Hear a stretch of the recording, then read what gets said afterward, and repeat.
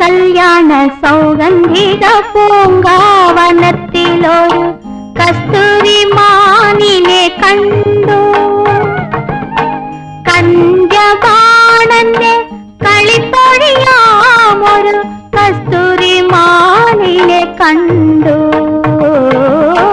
കല്യാണ സൗഗന്ധിക പൂങ്കാവനത്തിലൊരു